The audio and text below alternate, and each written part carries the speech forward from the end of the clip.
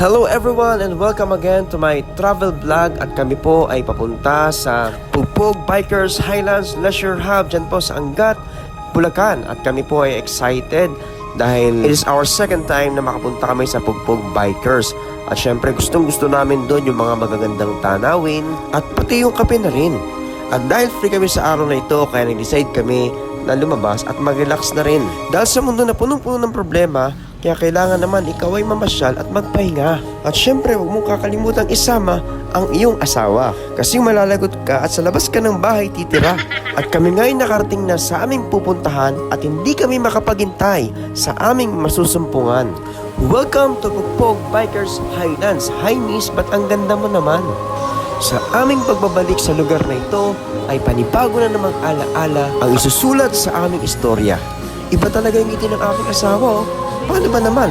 Yung cameraman niya, gwapo na, cute pa.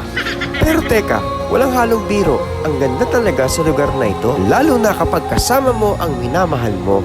Ang bawat minuto at segundo ay talagang pahahalagahan mo dahil hindi mo na may babalik ang mga oras na ito, ngunit maaaring gunitain ng puso at isip mo na minsan sa buhay mo ay darating ang tamang tao na inilaan ng Diyos para sa iyo. Kaya ikaw na nanonood nito, huwag kang magmamadali, mahirap magkamali.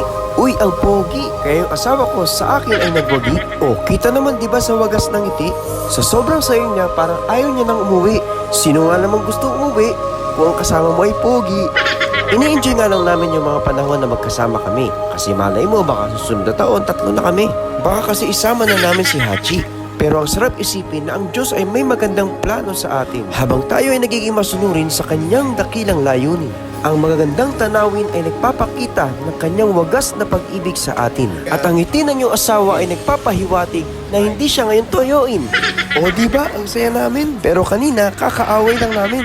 Humiling ako sa Diyos na bigyan niya ako ng tamang babae.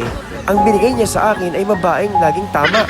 Sa tuwing aking pagmamasdan, ang malaanghel na mukha ng aking asawa, ako'y sobrang nabibighani at nahahalina. At sa sulyap ng kanyang mata, ako'y natatakot na. Parang sinasabi niya na makuha ka sa tingin, kulang ako sa lambing. Speaking of lambing, sige, ibibili kita ng smiling kambing. Ang sarap kasama na yung asawa habang siya ay nakatawa na para bang walang problema. Pero ang totoo, wala nang laman ng aming bulsa. Ine-enjoy lang namin ang mga panahon na kami ay magkasama.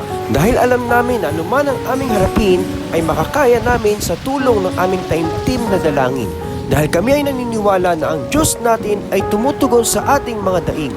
At kayong mga taga-subaybay namin ay huwag kayong magsawang manalangin dahil nakikita ng Diyos ang iyong naisin. Mapagod ka man, huwag kang susuko sa laban dahil kailanman ang Diyos natin ay hindi tayo iniiwan. Siya ay tapat sa atin mula noon, ngayon at magpakailan pa man. Hanggang dito na lang muna. Bye-bye!